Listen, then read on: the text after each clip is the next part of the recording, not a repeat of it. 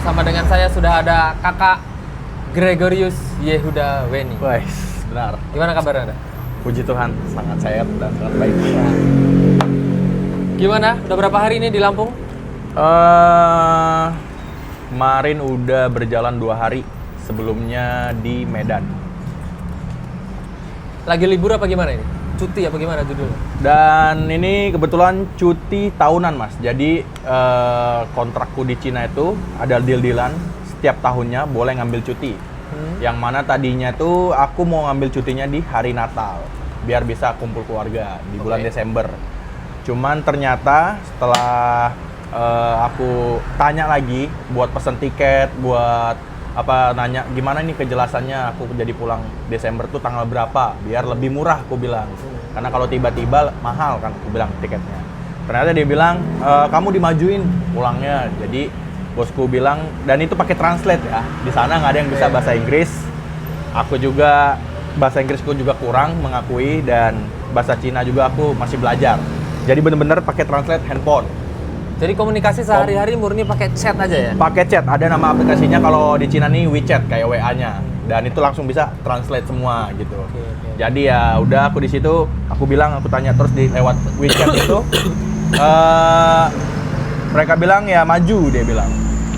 Karena di bulan Desember itu banyak pertandingan dan banyak main sama bos-bos kayak gitu.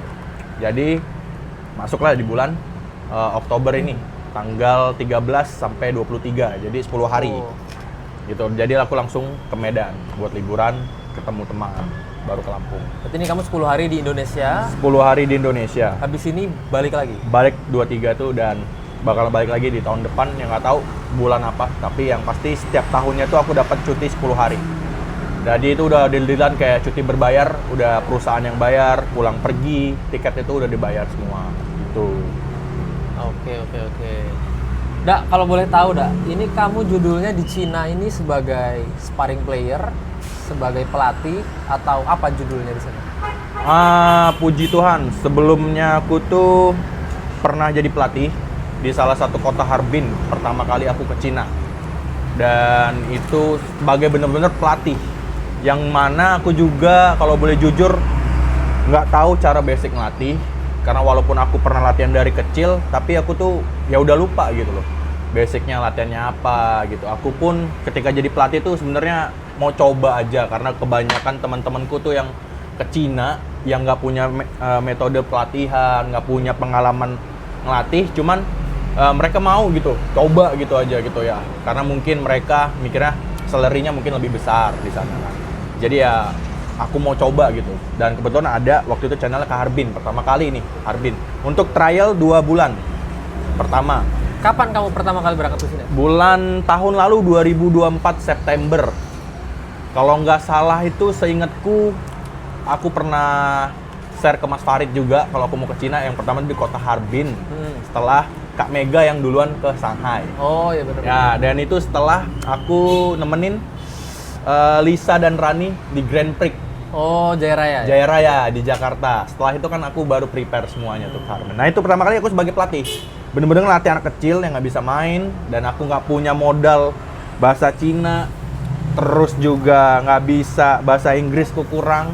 Jadi bener-bener pakai translate, dan semuanya tuh ketika berangkat itu bener-bener nggak ada bawa pengalaman apapun tentang tentang metode main aja udah. Jadi sebagai pelatih di sana, bener-bener sebagai pelatih. Dan kebetulan di sana cara basic ngelatihnya beda dengan Indonesia, yang mungkin cara pegangan raket pertama, fingering dulu lah.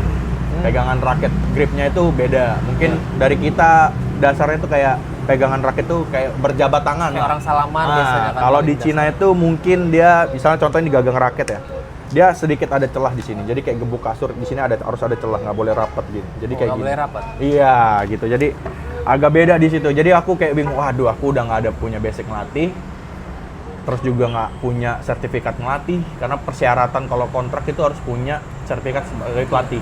Sebagai level 1 kan biasanya. Iya, tapi kebanyakan ya kita formalitas aja lah itu, supaya dilihat punya pengalaman ngelatih. Tapi sorry Dak, aku potong sedikit Dak. Siap. Kita mundur dulu sedikit ya. Kita mundur dulu sedikit sebelum kamu berangkat ke Cina. Ya, kita bicara ketika kamu masih di Indonesia dulu. Hmm. Kan setahu aku beberapa tahun belakangan kamu memang rutinitasnya, aktivitasnya ya sebagai pemain kan di Indonesia nih kan. Sering tarkam ke sana kemari Iya, kan. benar, Ya mau di Lampung, mau di Jakarta, di mana-mana kan kamu sering main tarkam. Benar, Mas. Nah, siap. Aku pengen tahu gimana ceritanya awalnya dari kamu main-main tarkam itu tiba-tiba mendapatkan tawaran untuk melatih di Cina. Nah, itu gimana ceritanya? Pertama kali karena tarkaman tuh ya itu semakin banyak lihat di sosmed media itu, Instagram tuh teman-temanku termasuk teman dekatku sendiri pergi ke Cina. Dan senior-seniorku juga yang di bulu tangkis yang di tarkam pergi ke Cina sebagai pelatih. Dan aku tuh udah beberapa kali sebelum Cina itu ada tawaran seperti Dubai, India. Itu pertama kali tawaran sebelum Cina.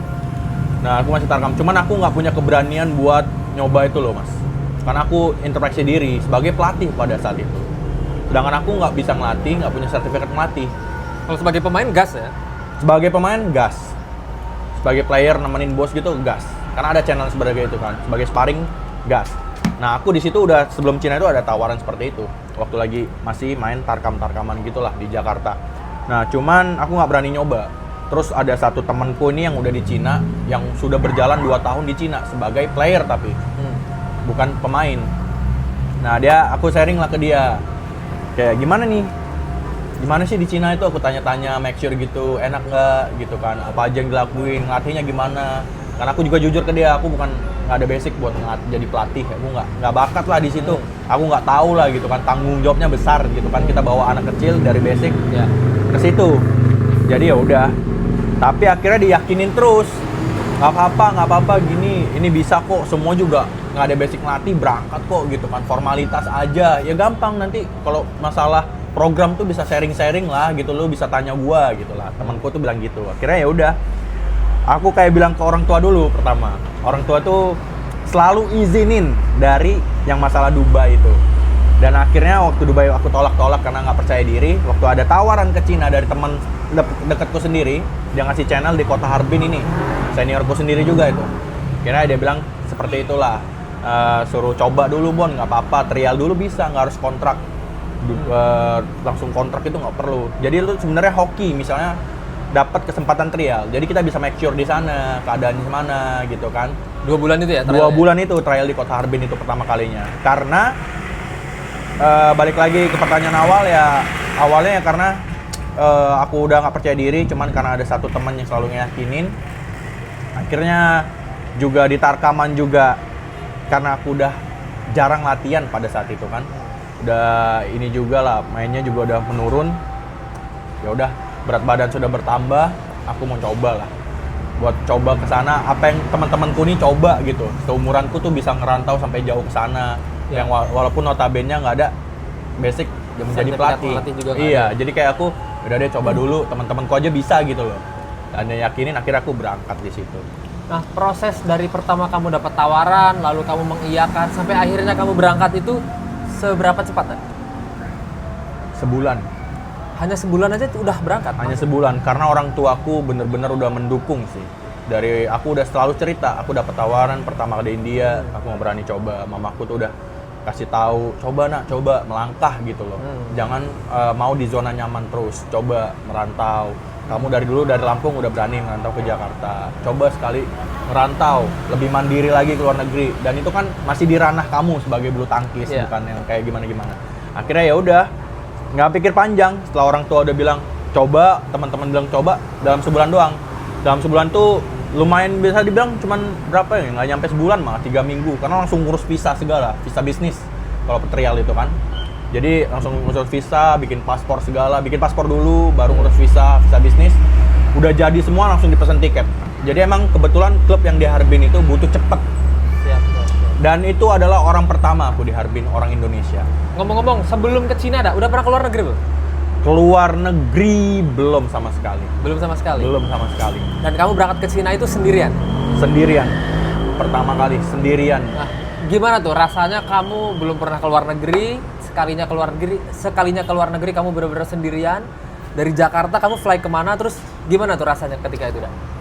tegang sih, deg-degan karena aku juga nggak tahu apa ya. Dari Jakarta kemana flightnya? Dari Jakarta tuh flightnya langsung transitnya di Malaysia. Oh, Malaysia. Cukup jauh. Harbin ini dia di ujung dan itu kotanya paling dingin lah.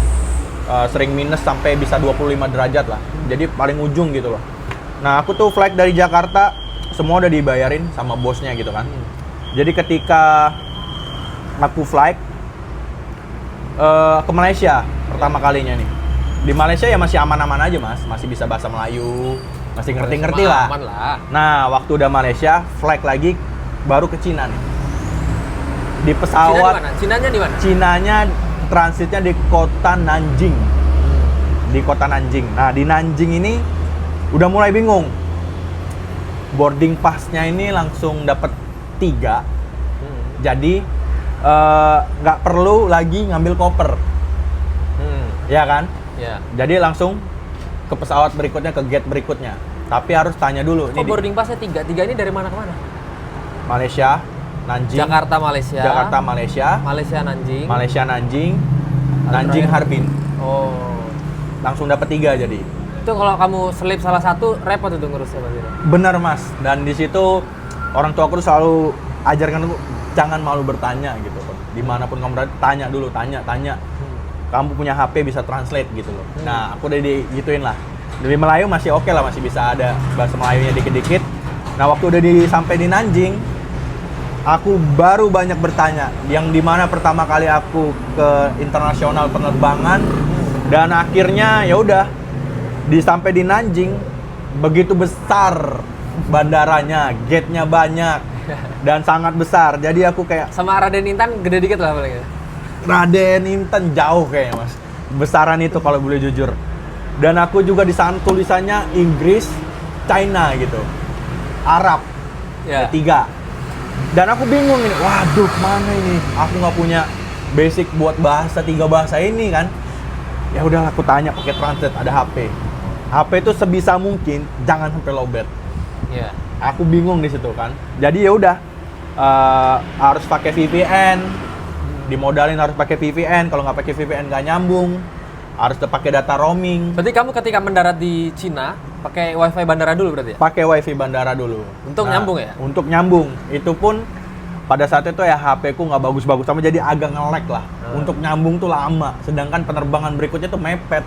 2 jam atau 3 jam sebelum ini harus check-in lagi. Tanya lagi ini di gate berapa. Boarding itu kan nggak ditulis gate berapa kan. Penerbangan berikutnya. Jadi aku bingung nih, waduh gate-nya mana ini? Terus aku lihat penerbanganku, flag-nya segala, nama pesawatnya apa. Ya udah aku lihat di papan board yang schedule itu. Iya. Kira aku lihat ini, oh di sini.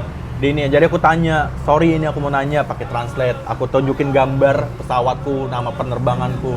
Diarahin ke sini. Terus aku bilang, sorry I don't know, aku bilang gitu kan. Terus aku bilang bisa nggak, aku bilang translate itu bisa nggak temenin saya buat ke gate ini.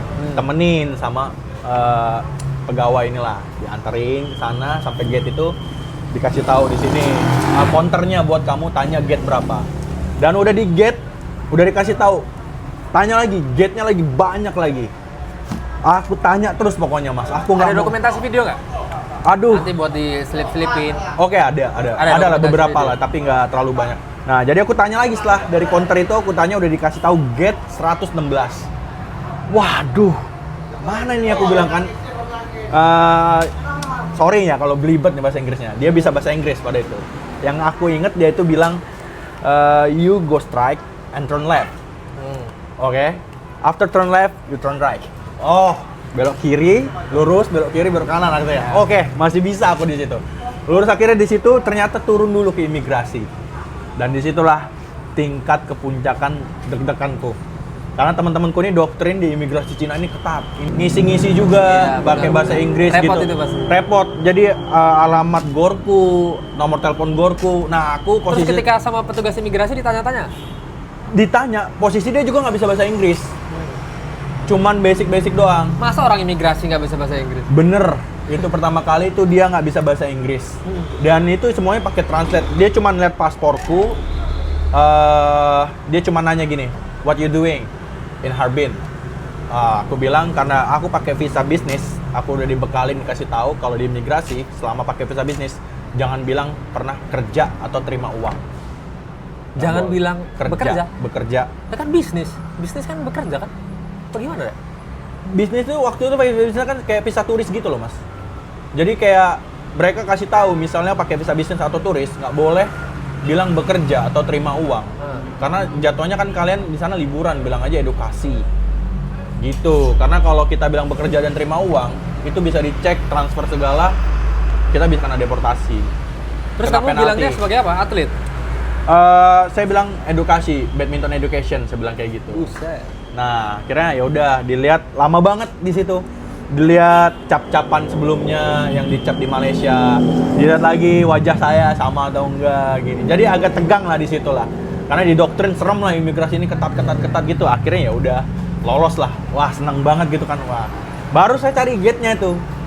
Ini ada ke kanan, saya lihat 111, gate-nya 112 di Nanjing itu. Oh, di sana ini khusus 107 sampai 111 sebelah kanan. 111 sampai 130. Oh, berarti saya ke kanan ini. Terus saya schedule, oh udah mau ini masuk boarding nih. Udah saya cepet-cepet. Dan itu jauh banget gate-nya. Jadi udah kelihatan lah kalau udah masuk di situ udah kelihatan nomornya, ya udah saya duduk aja di situ ya nunggu sampai boarding bener-bener. Dan bener-bener pesawatnya mewah, terus pertama kali juga dalam pesawat itu saya bisa lihat ada layar gitu. Kalau udah mau di atas tuh ada layar, norak ya, sorry ya. Pertama kali, jadi kayak di atas tuh ada layar gitu kan. Kalau udah mau landing tuh ternyata 40 menit sebelumnya gitu. Ya, pengumuman. Pengumuman Ya, 40. Padahal masih lama 40 menit. Ternyata udah dikasih tahu kalau kayak gitu kan. Ada foto ya ininya lah. Malaysia ke Nanjing berapa lama? Berapa jam? Malaysia Nanjing itu 5 jam. 5 jam. 5 jam. Nanjing ke Harbin? Harbin 3 jam. Jauh juga dah ya? Jauh di ujung.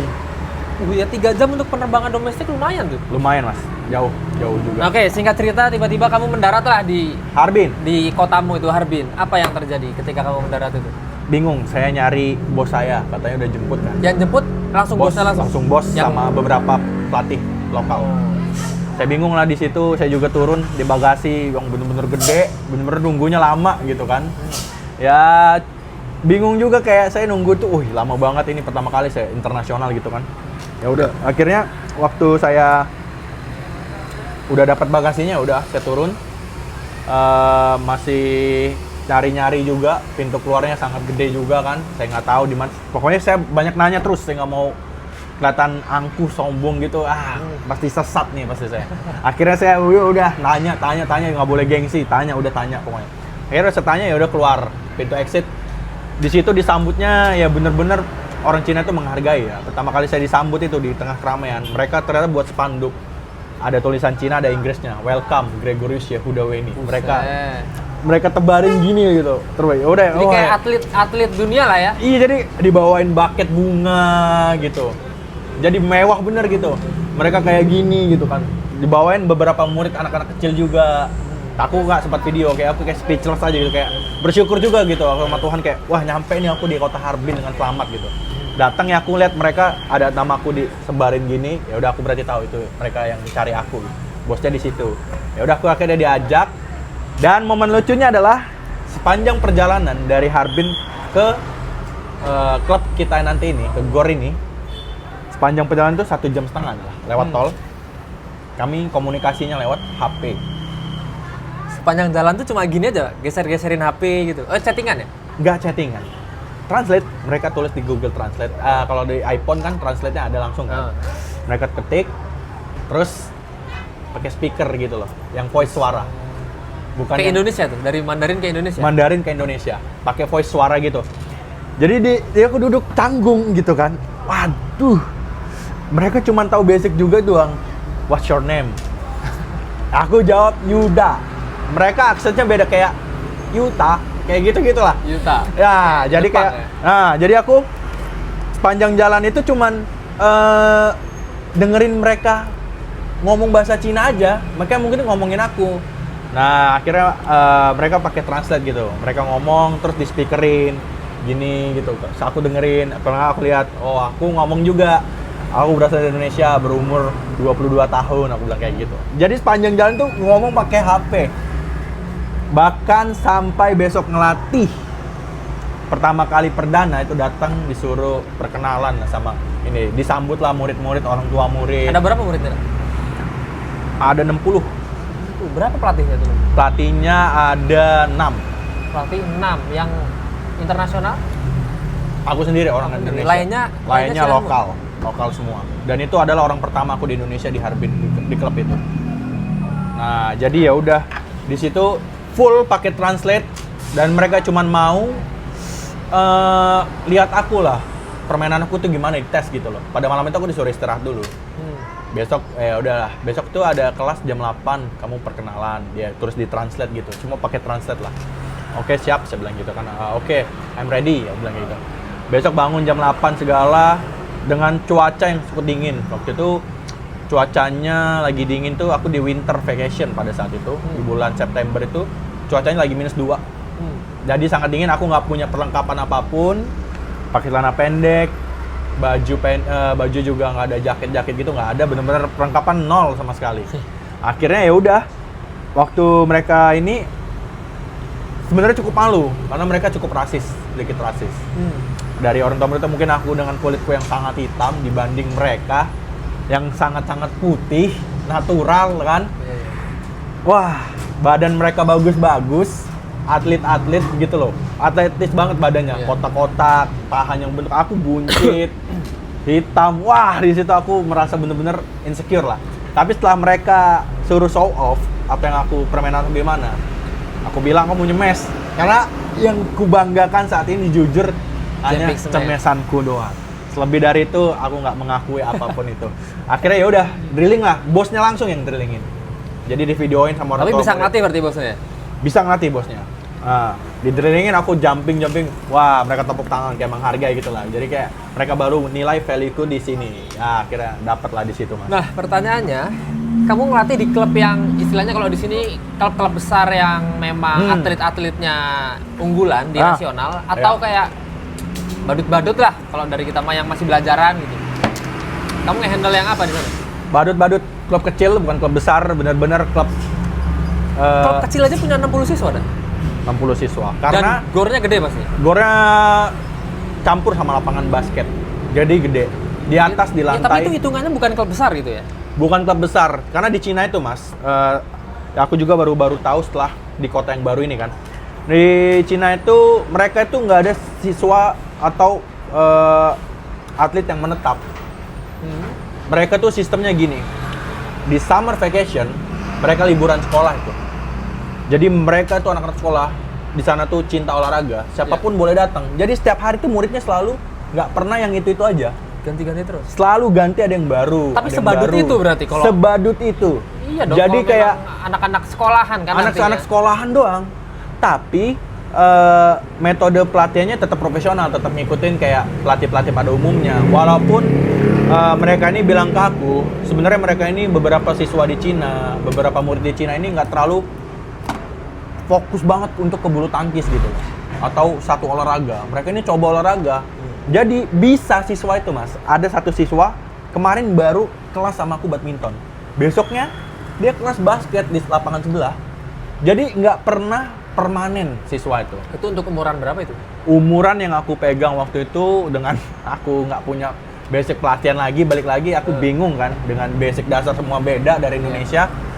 Umur baru bisa mukul umur 7 tahun sampai 13 tahun. Anak-anak kecil. Kalau 7 tahun ya sekarang kita tahu lah bulu tangkis itu segila apa ya. Kalau startnya 7 tahun masih jadi badut, artinya ya nggak dini-dini banget gitu loh. Tapi kita tahu di Indonesia anak 5 tahun aja udah pada jago-jago gitu loh sekarang. Di sana beda, Mas. Jadi di sana tuh ya orang tuanya tuh terjunin ke semua olahraga. Basket lah, inilah dikasih sejak dini ya. Sejak dini. Jadi nggak terlalu difokusin gitu loh. Tapi sebenarnya kalau kita bicara sport science yang bener tuh kayak gitu dah. Jadi ketika anak usia 6 sampai 9 itu belum untuk spesialisasi cabang olahraga. Jadi suruh coba aja dulu semua. Iya, itu kan tahapannya kalau di sport science 6 sampai 9 itu fundamental. Ada fun-nya gitu loh. Jadi ya pokoknya aktif dulu aja. Yang penting apa yang dia seneng dulu. Iya, aktif olahraga mau cabur apapun itu. Okay. Jadi belum ada spesialisasi. Berarti ya itu menerapkan metode sport science banget artinya. Iya, benar. Dan di sana ya udah kayak gitulah. Udah 7 tahun udah mulai latihan. Yang aku pegang kayak gitu, yang nggak bisa mukul. Dan aku di situ bener-bener panik sih.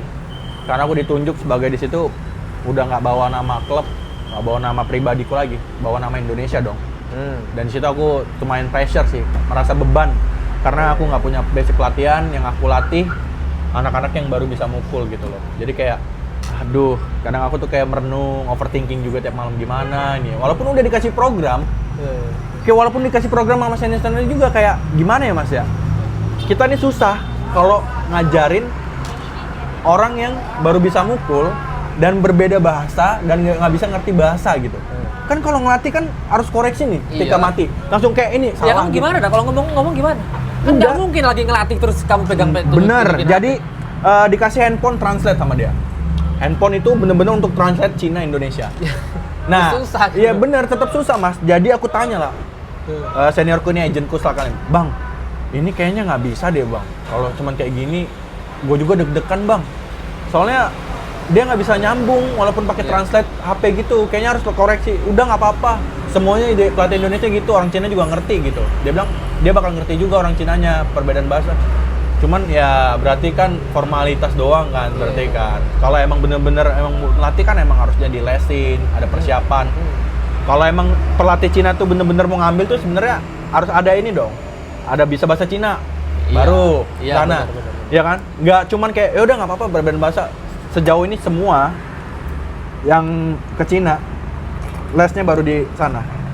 Persiapannya baru udah di Cina. Jadi waktu balik lagi ngejelasin gitu, Bang Farhan namanya, agentku ini selain seniorku. Dia bilang kayak gini, udah kalau lu emang ini, lu harus capek dulu.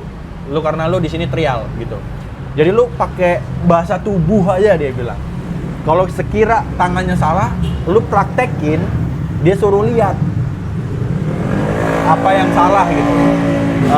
Ya udah, akhirnya waktu dia salah, dia mukul. Nah bedanya kalau di Indonesia mungkin kita langsung angkat, pukul ke dalam gini. Kalau di Cina, dia angkat, dia tekuk dulu gini, baru mukul. Jadi aku pernah lihat itu konten di IG tuh katanya ada perbedaan cara mukul antara pelatihan di Indonesia sama di Cina. Bener. Ya, dan bener, itu bener. Dari pola ayunan tangannya beda katanya.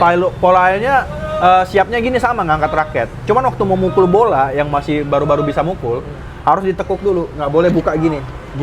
Padahal setahu kalau di Indonesia rata-rata pelatih pada bilang jangan terlalu ditekuk tangannya, harus buka tangan kamu. Bener, jadi kayak buka keteknya gitu kan, iya. Angkat. Kalau di Indonesia kan pukul. gitu kan. Nah, kalau di Cina harus gitu mas, buka, dia tekuk gini, ini gini aja salah, harus gini nih, ke dalam gini nih. Jadi gini, kalau di ini, jadi lurus gini nih. Jadi dia buat cuman kena mukul doang, jadi pelatih cuman mukul, jadi gini, gitu. Nah, dengan aku pertama kali. Powernya sebenarnya lebih kuat karena dia keluar mukulnya. Cara pegangannya kan beda mas. Jadi mukulnya lebih lumayan ada power ternyata waktu aku coba dibanding kita yang ke dalam gini. Cuman kan itu ya kaku lah jadinya. Ada gerakan tambahan gitu kan. Jadi lama gitu kan. Nah semua sampai level yang udah advance pun nantinya dasarnya begitu? Enggak, mereka cuma dasar doang kayak gitu. Nanti kalau udah mukul ya udah fleksibel kata mereka.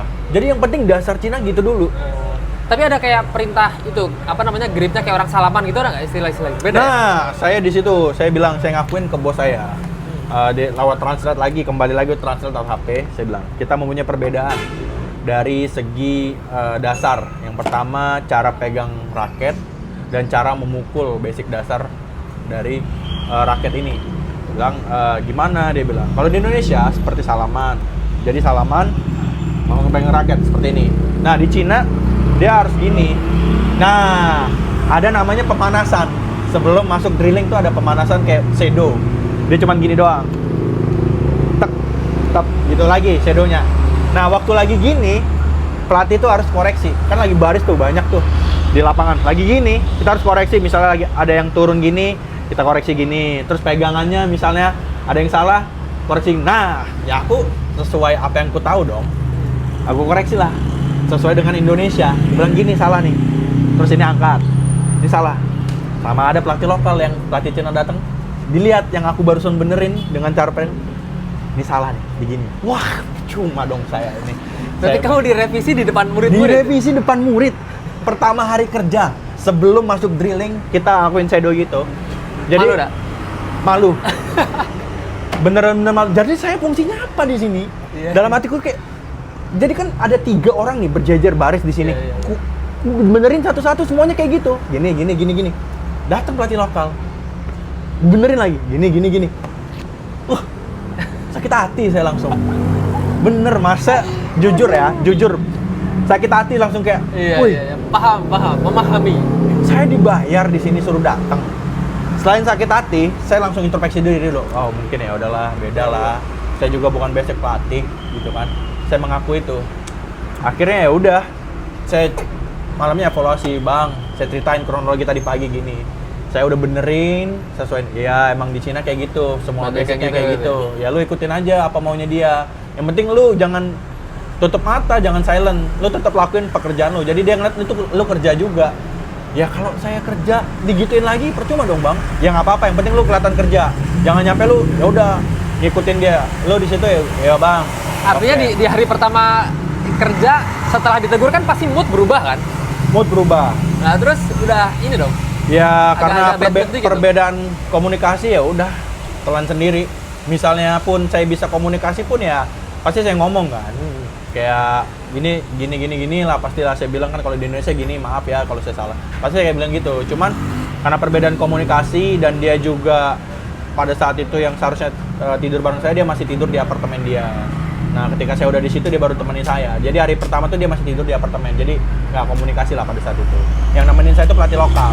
Ada. Nah, di situ sebagai pelatih selama berjalan 2 bulan aku out, nggak perpanjang kontrak. Yang pertama mungkin emang aku mengakui aku nggak bisa ngelatih. Yang kedua tapi alasan yang paling bikin aku untuk cabut dari tempat itu di Harbin itu karena bosnya yang kurang baik. Dari manajemen waktunya, manajemen keuangannya, tentang salariku itu nggak jelas. Yang aku pertama kesana itu aku kira itu aku karena orang asing. Kayak di sana tuh orang asing lah gitu, pelatih asing gitu. Aku makanya dibedain. Ternyata emang seluruh pelatih lokal di Cina pun digituin sama bosku yang dilicikin gitu lah.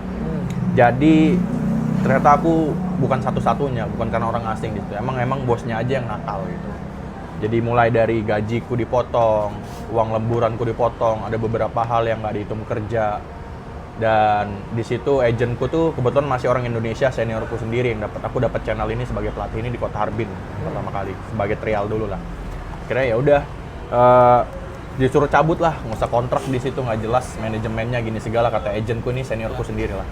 Akhirnya ya udah dari situ cabut dengan gaji yang dipotong, bener-bener potongnya gede banget.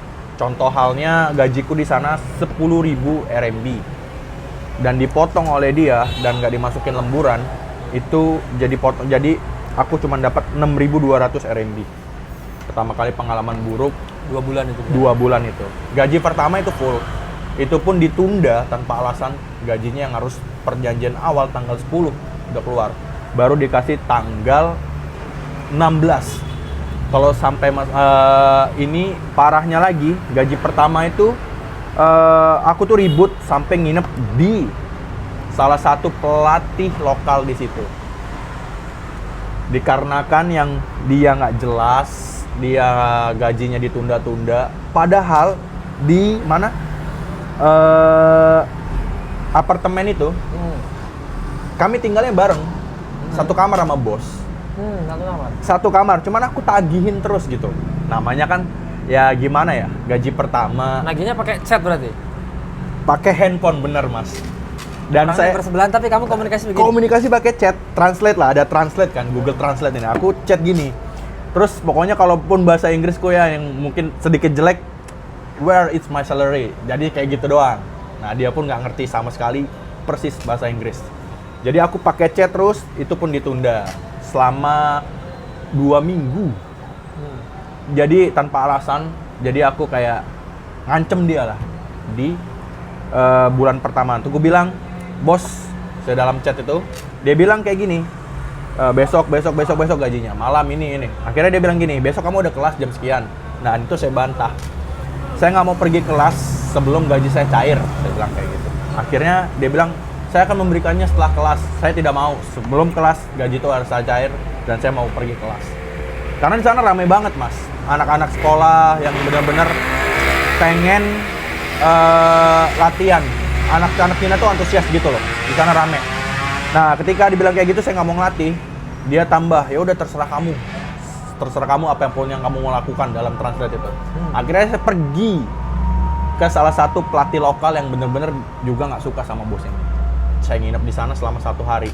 Yang mana besoknya juga selain kelas, saya akan diadu dengan tim provinsi Harbin sebagai eksebisi. Dan dia ini sering juara. Dan itu main single. Setelah aku nggak pernah main single lagi setelah COVID 2021. Dan itu tuh aku pindah ke ganda kan. Jadi aku udah males lah main single. Disuruhnya main single eksebisi. Cuman ya udah dia setelah takut terancam aku pulang dan agentku ini, seniorku ini selalu marah-marah terus sama dia. Akhirnya ya udah dia ngasih gajiku full dari situ setelah ditunda tanpa alasan. Baru aku main lah dari situ mas. Jadi pertama itu aku sebagai pelatih. Nah, kita lanjut lagi, Dak. Oke, Mas. Ini masuk ke pertanyaan yang lebih dalam ini. 15 menit terakhir, Dak. Seperti kita ketahui bersama ya sekarang ya. Sekarang semua pelatih Indonesia, bukan semua deh. Sekarang kok banyak banget pelatih Indonesia yang berangkat ngelatih ke Cina. Dari mulai yang kelas internasional, ya mantan pelatnas, yang kelas sirnasan, sampai yang kelas provinsi aja sekarang berangkat ke Cina. Ada fenomena apa sih sebenarnya di Cina kok sekarang Cina berbondong-bondong mendatangkan pelatih Indonesia ke sana? Yang pertama ya mungkin salary-nya lebih besar. Itu kan dari sisi pelatih Indonesianya kan. Enggak, ini yang kau tanya adalah kira-kira Cina nih lagi ngapain sih kok mendatangkan berbagai macam level pelatih-pelatih Indonesia dari level internasional sampai gini provinsi. Mas, yang aku tahu dari temanku ini yang udah 2 tahun di sana, contoh halnya gini mas, misalnya ada pelatih namanya kayak pemain dunia lah, Siuki, Ya. dibanding Ginting yang pemain Indonesia gitu loh. Kalau pelatih ini mau ngambil Siuki sebagai pelatih, itu harganya sangat mahal. Ya. Tetapi dia bisa ngambil pelatih yang permainan sama kayak Siuki dari orang asing dan harganya jauh lebih murah. Tapi bagi orang Indonesia itu sangat besar. Ya, paham. Nah, disitulah alasan pertamanya di situ. Kita nggak bisa ngambil pemain Cina yang levelnya segini, harganya sangat mahal. Akhirnya dia ngambil pelatih luar yang levelnya sama seperti Siuki ini, tapi jauh lebih murah. Ya. Sekarang sorry, tak potong sedikit. Sekarang kan pelatih Indonesia di Cina itu bagiku terbagi menjadi 3 level dah. 1 mantan pemain dunia, 2 ada mantan pemain nasional, sama yang ketiga yang level-level provinsi pun sekarang pada berangkat ke Cina. Nah kalau yang level dunia tadi seperti yang kamu bilang, terus yang 2 level di bawahnya, kenapa Cina mendatangkan pelatih Indonesia yang level-level itu? Beda-beda sih, karena ada yang sebagai sparring, ada yang sebagai pelatih. Dan aku nggak tahu alasan tertentunya apa, kenapa mereka bisa milih pelatih yang padahal nggak punya basic pelatihan, terus juga atlet provinsi mungkin. Padahal di Cina banyak banget atlet provinsi, dan itu pun banyak yang usianya cukup muda, itu udah dijadiin pelatih, dipercaya sebagai pelatih gitu loh. Ternyata waktu sampai sana, banyak kan pelatih lokal yang umurnya juga masih muda, yang kerja sama dia itu masih muda juga gitu loh. Tapi mungkin dia mau ngambil ilmu dari pelatih Indonesia yang mungkin permainannya di atas pelatih lokal Cina ini, gitu mungkin ya. Ini kita bicara ngelatih ya, bukan prestasi sebagai atlet. Nah aku kalau juga kayak aku berangkat ke Cina itu layak ngelatih tak? Beneran sangat layak dan beneran pasti lolos karena banyak contoh. Sorry untuk ngomong ini ya, banyak contoh orang yang nggak punya basic main, prestasinya kurang, nggak punya jam terbang sebagai pelatih dan usianya sangat muda, itu bisa diterima di sana gitu loh. Yang mungkin nggak bisa bahasa Inggris, bahasa Cina kayak aku aja bisa terima di sana gitu loh. Yang dilihat kan pasti pertama itu udah nggak munafik lah di sini tuh, nyari main yang masih bagus. Iya, pasti itu yang masih aktif main walaupun nantinya sebagai pelatih Karena Ya, itu kan permainan nilai plusnya lah ya. nilai plusnya untuk promoin gitu loh, mainnya gitu di sana gitu loh, kayak gitulah. Dan aku juga sekarang makin Sana. makin banyak pelatih tuh dari Indonesia berangkatnya ke Cina untuk Asia ya, pada banyaknya ke Cina. Dan mungkin ya mereka hoki lah, aku bilang, termasuk aku juga hoki lah bisa ngelatih di sana yang nggak punya basic apapun. Kayak orang Cina juga anehnya di situ sih, dia nggak terlalu make sure terlalu dalam banget gitu loh, kayak formalitas aja. Dan ya sekarang ya aku juga bukan sebagai pelatih sekarang, sebagai player di kota yang Sekarang baru. ini? Sebagai player. Sekarang udah nggak ngelatih bang? Itu ya Kota Harbin. Kan saya cabut, saya dapat channel lagi dari teman saya itu. Dia kasih channel sebagai pelatih pertamanya. Tapi setelah dia ngeliat main saya, dipindah. Saya diganti sebagai pemain. Nemenin Iya, aku bos. lihat story-story kamu kan malah jadi atlet beneran kan sekarang. Makanya. Tinggal kamu mau main level BWF aja bisa kali di sana. Nah, di sana sebagai pemain, kerjaku tuh sehari 6 jam. 2 jam itu bebas sebangun bosku doang. Karena aku bener-bener nemenin bosku pribadi. Ya, bos di sana seniat itu berarti ya? Jadi sama kayak di Indonesia gitu loh, Mas. Main, contohnya nemenin bos ini di sini, aku datang dikasih transport. Nah, bedanya di sana aku digaji, bukan per datang dibayarnya. Kalau di Indonesia kan aku pernah main gini pada umumnya, ada main di sini, datang transport sekian.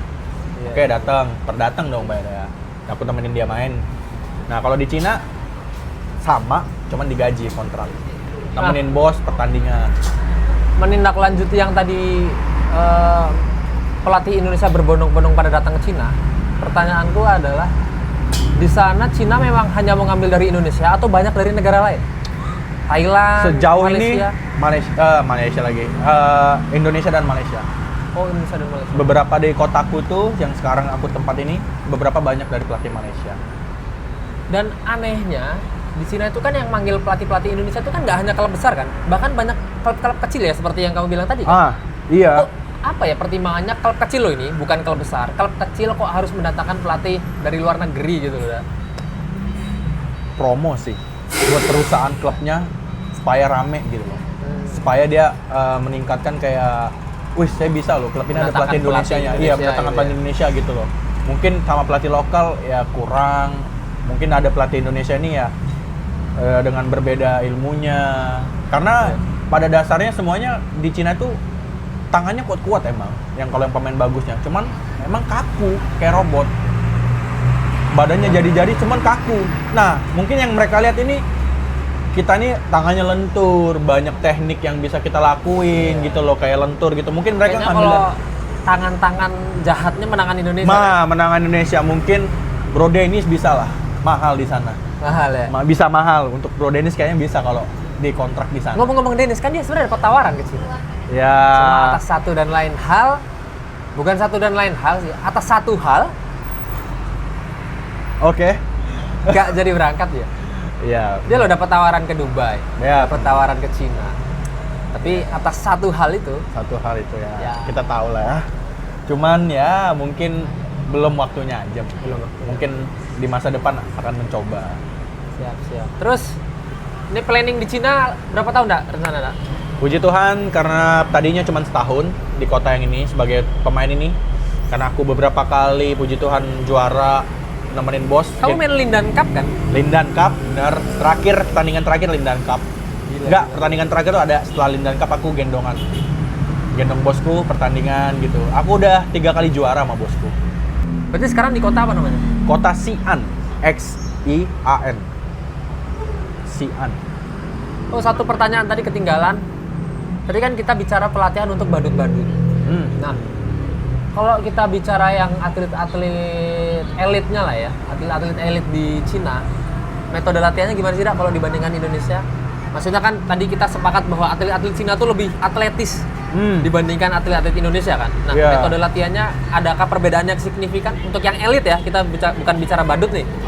Kita bicara elit. Mostly tuh di Cina orang-orangnya itu dari makanannya mereka terjaga banget sih. Proteinnya lebih tinggi juga. Protein lebih banyak makan protein dibanding karbonya. Posisinya di Cina itu aku ya bisa turun waktu itu 11 kilo. Mungkin kalau ada Mas Farid lihat sekarang Iya, bener, 11 kilo. Karena di sana mungkin yang pertama aku lidah Indonesia nih, rempah-rempahnya berasa asin, manis, asam. Di sana itu kurang dari gula, asin, manis, asam tuh kurang di sana. Jadi sedikit hambar lah. Terus makanan di sana itu rata-rata proteinnya doang, jarang pakai karbo kayak nasi, mie.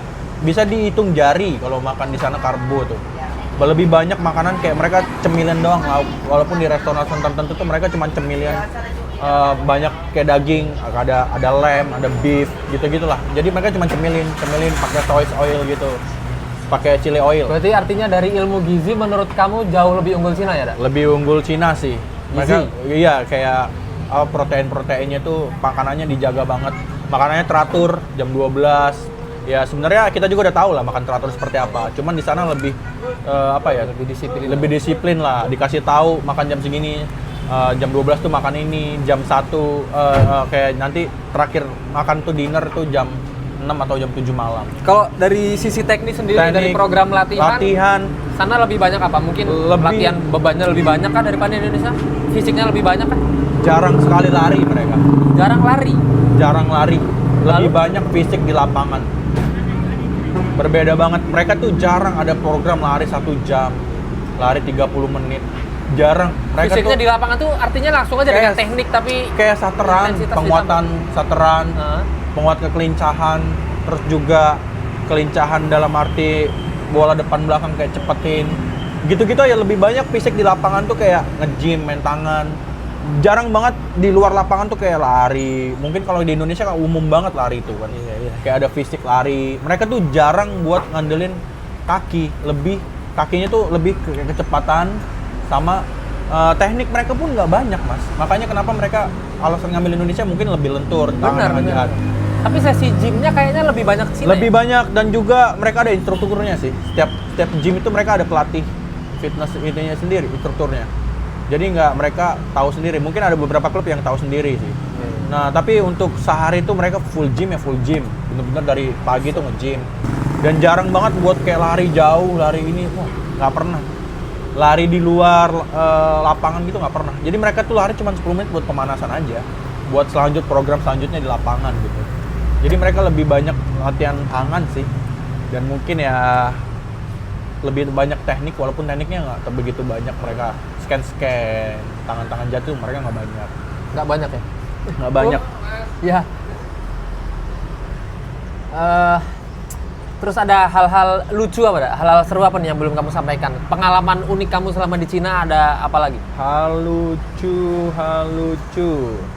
Mereka kayak tuh masyarakatnya. Ada nggak sih? Kayak masyarakatnya misal, mungkin kayak di Indonesia gitu ya, kayak penolakan rumah ibadah gitu ada nggak?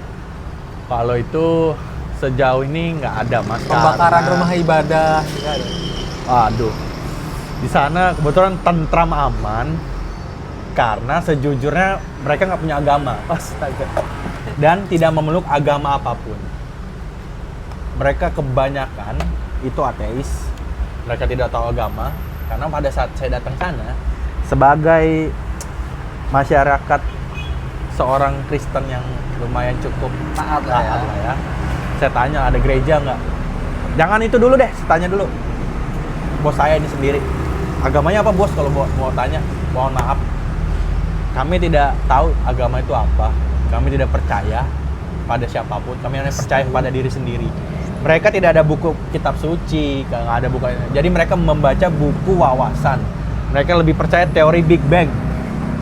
Coki lah ya pokoknya. Coki cocok lah itu di situ ya. Cocok masuk jadi, Mas. Kalau di sana ya bener-bener nggak ada agama. Jadi kalau masalah pembakaran rumah ibadah, terus juga penggusuran, pemberontakan, itu nggak ada sih. Dan ternyata adem-adem aja ya, Mas? Adem-adem aja, hanya di Indonesia, Konoha ini.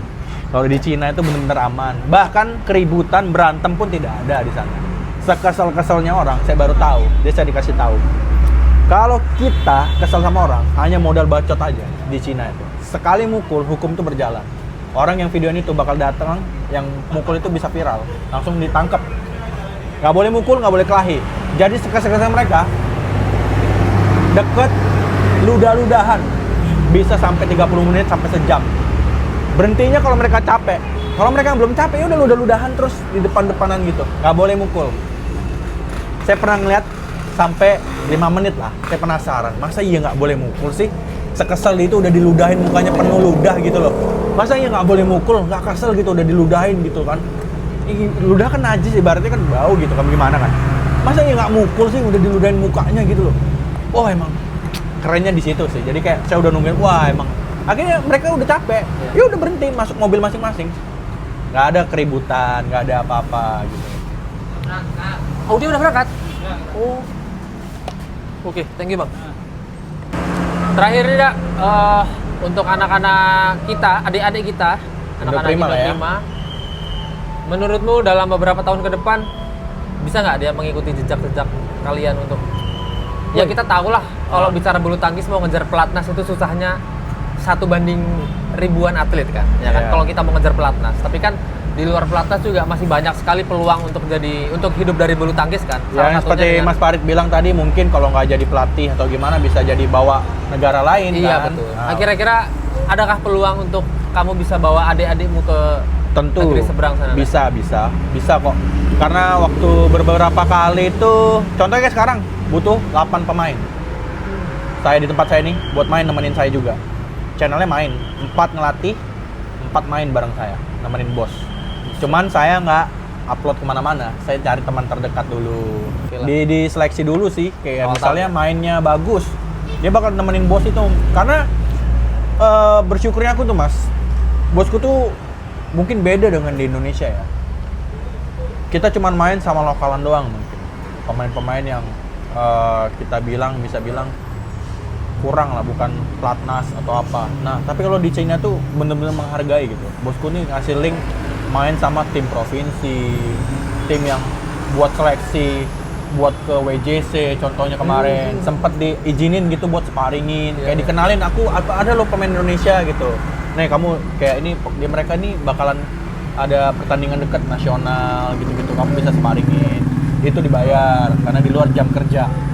Siap, Nah, lembur lah ya. jadi kayak diizinin buat ada contohnya, kebetulan bersyukurnya bosku ini deket banget sama kalau Dua Menara, tau nggak?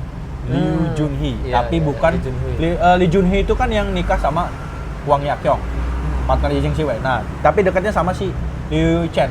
Oh ya. Yang satunya juga mereka sering bareng. Jadi kadang ada kesempatan buat main. Ya kapan lagi gitu kan? Iya, iya. Buat diizinin main sama yang Luar biasa. pemain dunia gitu loh Mas. Ya kalau untuk kedepannya adik-adik balik lagi bisa, udah pasti bisa.